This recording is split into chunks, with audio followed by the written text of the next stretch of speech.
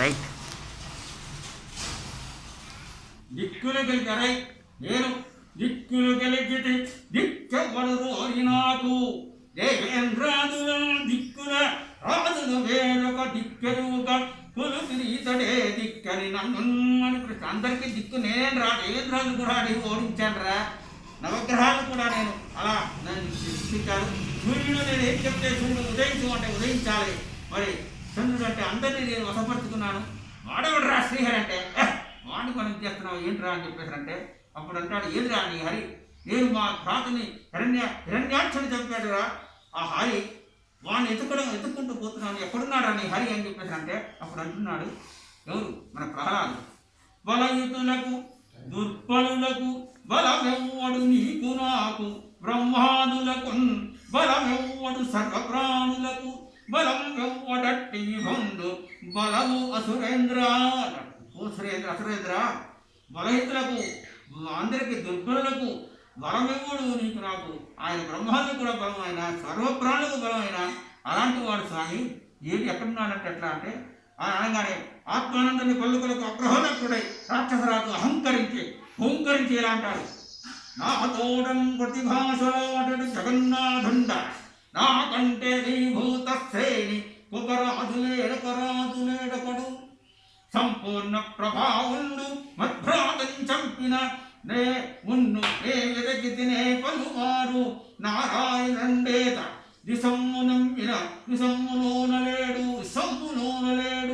మరి వాడిందురా ధర్మతే దొంగక హరి హరి హరి అనదము చూపుమనగా అప్పుడు అంటాడు ఇందుగలడందులేడని సందేహము వలదు చక్రి సర్వోపగతుండెంతందు వెదకి చూసిన అంతంతే గలడు దానవాగ్రని వింటే.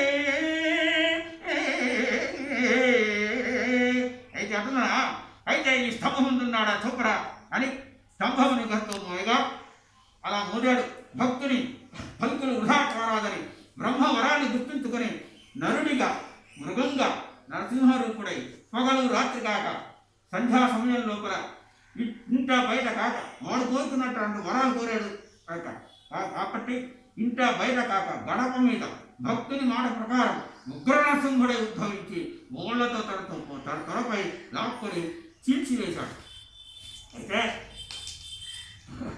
ఎలా చీల్చాడంటే అప్పుడు చీల్చినప్పుడు ఈ విధంగా ఉంది. నరసింహావతారోద్భవ ఆవిర్భావంలో ఏ పోతన గారు చెప్పాడు బ్రహ్మాండ కటాహం వృద్ధలింగే ఠట ఠట పట పట రావములు ధనించాయి పదదిక్కులు దిక్కులు చెరిగాయి ప్రఫుల్ల పద్మయుగల శంఖాస భాసుర చక్రచాప హల పులీశాంక జలర చల రేఖాంకిత చారు చరణాగత చరణ తలుండును చరణ చంక్రమణ ఘన విరమిత విశ్వంభరాధర ధౌరేయ దిక్కుంభి కుంభినీధర కూర్మ కులశేఖరుండును దుగ్ధ జలది జాత శృండాల శృండ దండమండిత ప్రఖండ మహోరుస్తంభయుగలందురు ఘనాఘనాయమాన మణికింకిని గణముఖారిత మేఘరావలయవలయిత పీతాంబర కటి ప్రదేశుండును కులాచాల సానుభోగ సదృశ కర్కశ విశాల వక్షుండును వజ్రాయుష ప్రతిమాన భాసమాన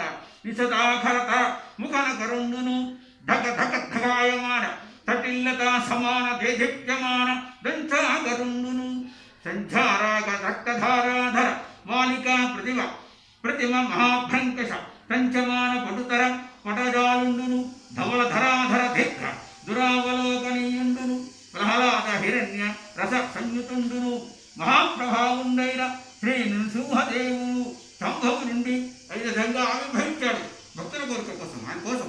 ఇది నరమూర్తి కాదు, కేవలం హరిమూర్తి కాదు, హరిమూర్తియు కాదు, నరమూర్తి కాదు, హరిమూర్తియు కాదు. హరి మాయా చిత్తమైంది అనుకున్నాడు.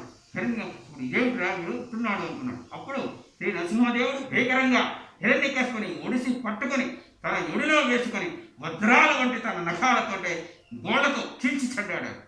ఇలా శ్రీహరి మనిషి జంతువుగాక మనుల వల్ల మానవుల వల్ల నాకు మరణం పొందకూడదన్నాడు. కాబట్టి మానవుడు కాదు, మరి దేవతల వల్ల కూడా పొందకూడదు, దేవతల వల్ల కానీ మృగాల వల్ల కానీ పశుపక్షాదుల వల్లనే నాకు మరణం పట్టుకుంటూ అన్నాడు. కాబట్టి ఆయన కోరికను అనుసరించే బ్రహ్మకు యుద్ధం కాదు, బ్రహ్మవరం యుద్ధం కాకుండా మనిషి జంతువు కాకుండా నరసింహుని రూపంలో, నరసింహుడు రూపంలో పగలు రాత్రి కాకుండా సత్యాకాలంలో ప్రాణం ఉన్నా లేనివి అని చెప్పలేని గోడతో ఇంటా బయట కాక గుమ్మంలో ఉంటే గడప మీద, అందుకనే మన వాళ్ళు గడప మీద కూర్చోకూడదు అని ఒక శాస్త్రం ఉంది.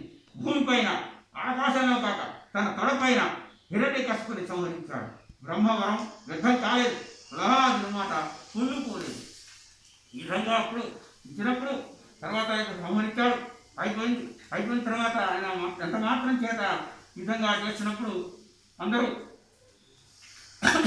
ఆయన్ని అయ్యా స్వామి శాంతించు, స్వామి శాంతించు అని చెప్పేసి అన్నారు.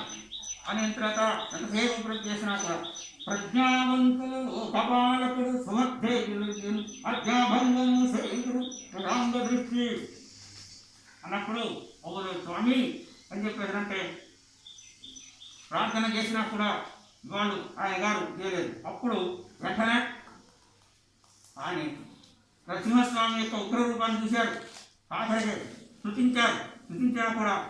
బ్రహ్మాది దేవతలు కూడా ఆయన స్తుతించారు. ఆ విధంగా స్తుతించా కూడా చేయలేదు. అప్పుడు నరసింహస్వామి వదనం ప్రళయకాల భానుభంగంలాగా ఉంది, కానీ ప్రసన్న చంద్రబింబంలా లేదు. ఆయన చూపులు అగ్నిజ్వాలలా ఉన్నాయి, కానీ అనుగ్రహం అందించినట్లుగా లేదు. స్వామి రూపం వీర రౌద్ర అద్భుత రసావేశంతో నిండి ఉన్నది, కానీ అపార కృపారస స్ఫూర్తిగా లేదు. ఆయన దంచలట కాళ్ళు భయంకరమైన ప్రభలు వెలుకొస్తున్నాయి, కానీ చిరునవ్వులు చిందిస్తూ పద్మకాంతులు ప్రసరించడం లేదు. అది కఠిన కర్కశ నరసింహ విగ్రహం తప్ప కామేయులను సులభంగా ప్రసన్నం చేసుకునే కమనీయ విగ్రహం కాదు. అప్పుడు వారందరికీ అభ్యర్థించగా ఆదిలక్ష్మి కూడా ఆసక్తితో నరసింహస్వామి సన్నిధికి వెళ్ళి చూసింది. బ్రహ్మాదులు కూడా ప్రార్థించారు. విష్ణాకార ప్రభు ఎలా వచ్చాయని ఆశ్చర్యపోయింది. ఆయన కూడా చేస్తే సందేహించారు. ఇలా నరసింహుడు గురించి స్వామి శాంతించినట్టు సమీపిస్తాను ఆమె కూడా భయపడదు. బ్రహ్మదేవుడు కూడా ఆయన కోపాన్ని తగ్గించలేకపోయాడు.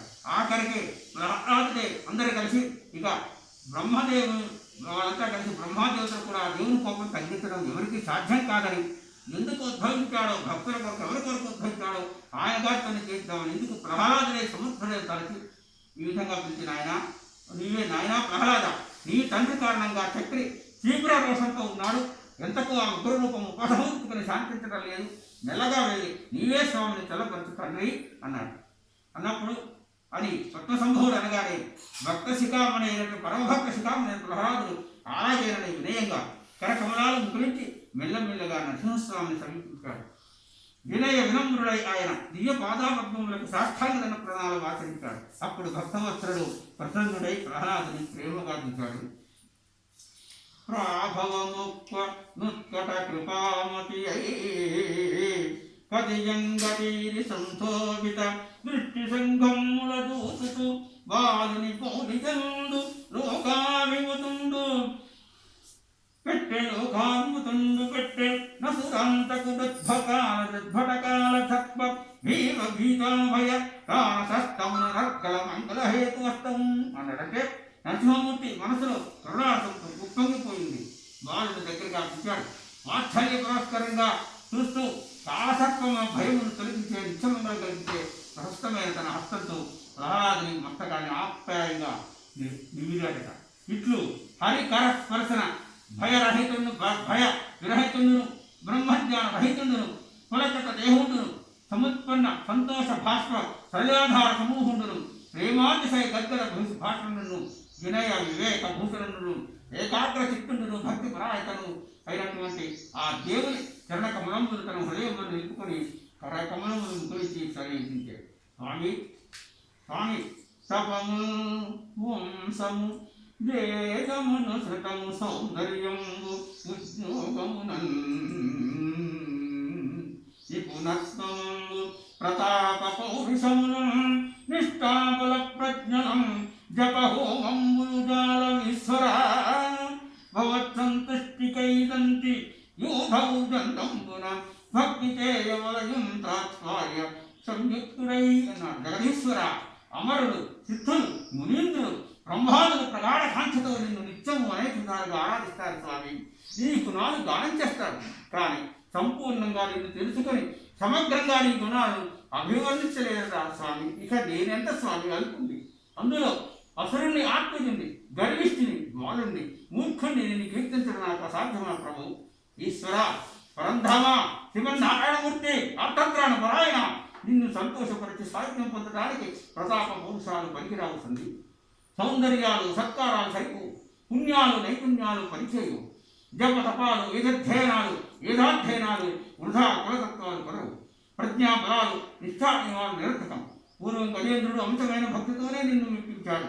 కాబట్టి భక్తి ఒకటే నిన్ను సంతృష్టపరిచే సాధన, భక్తి ఒకటే శక్తినిచ్చేది స్వామి అని ఈ విధంగా మానవుడు కూడా భక్తి ఆసక్తి అలవరుచుకోవాలి అని చెప్పేసి అంటూ ఈ విధంగా స్వామిని ప్రార్థన చేస్తే అప్పుడు శాంతించాడు.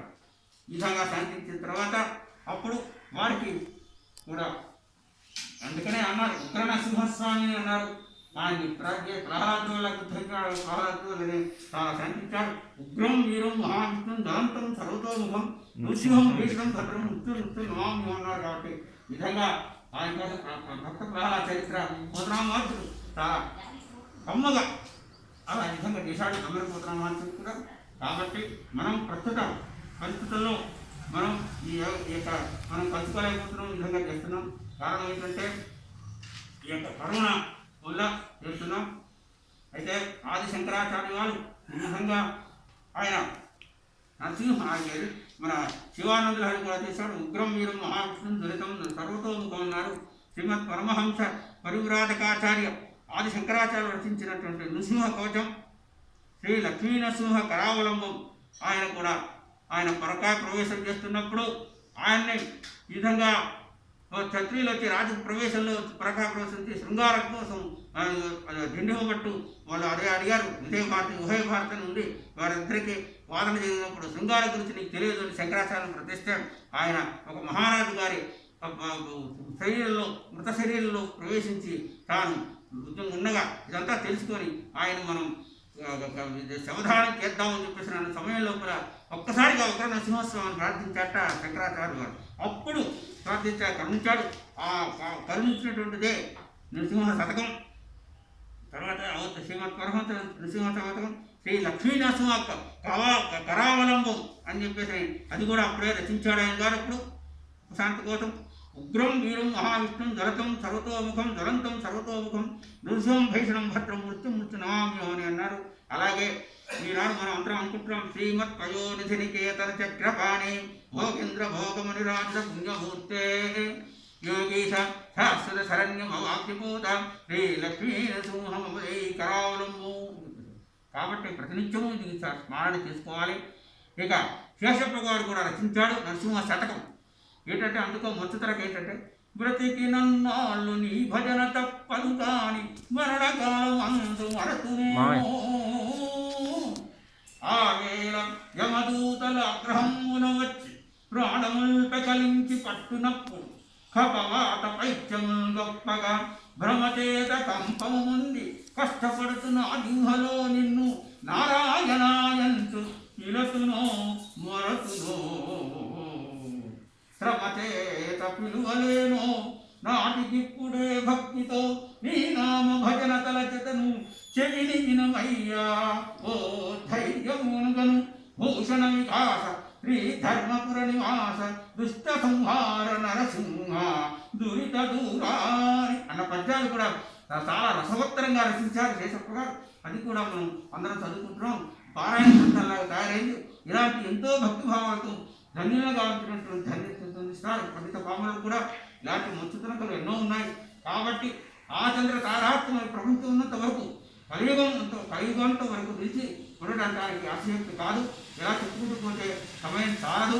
ఇందులో ఏమైనా దోషాలుంటే లోపాలుంటే దొరికితే సోదర మాతృవాత్సల్యం మరొక్క వారు క్షమిస్తారని ఆశిస్తూ నాకు ఈ అవకాశం ఇచ్చినందుకు బ్రాహ్మణ బంధువులందరికీ, ముఖ్యంగా మన శర్మ గారికి, తర్వాత మన మన మన వాత్సల్యుడు నేనంటే ఎంతో ప్రేమతో చేస్తున్నటువంటి జక్కేపల్లి నరసింహారావు గారి వారి యొక్క కుమారులు ముగ్గురు, తర్వాత అమ్మాయి సుజాత, వీళ్ళంతా కూడా నాకు అవకాశం ఇచ్చారు. కాబట్టి వాళ్ళందరికీ కూడా మరొక్కసారి శ్రీ లక్ష్మీ నరసింహస్వామి వారి కృపకు పాత్రలు కావాలని వారికి ధన్యవాదాలు ప్రకటిస్తూ జయస్తు. నరసింహ జయంతి సందర్భేణ స్వస్తి ప్రజాభ్య పరిపాలయంతాం న్యాయేన మార్గేణ మహిం మహేశः ఓ బ్రాహ్మణేభ్య శుభమస్తు నిత్యం లోకా సమస్త సుఖినో భవంతు. అంటే సర్వేషాం సమస్త సుఖినో భవంతు. కరోనా ముఖ్యంగా కరోనా నిర్మూలన సర్వే జనా ఆరోగ్య ప్రపంచమంతా ఈ కరోనా వ్యాధి ఇస్తుంది. కొత్తగా ఇంకేదో వచ్చింది. ఈ వ్యాధులన్నీ కొత్త వస్తున్నాయి ఇవన్నీ. కాబట్టి ఇవన్నిటి కూడా నివారణ కోసమని ఈ లక్ష్మీ నరసింహని ప్రార్థించి మళ్ళా వచ్చే సంవత్సరానికి చాలా భక్తిభావాలతో మంచిగా చేసుకున్నామని ఆశిస్తూ నాకు అవకాశం ఇచ్చినందుకు ధన్యవాదాలు అర్పిస్తున్నాను. స్వస్తి.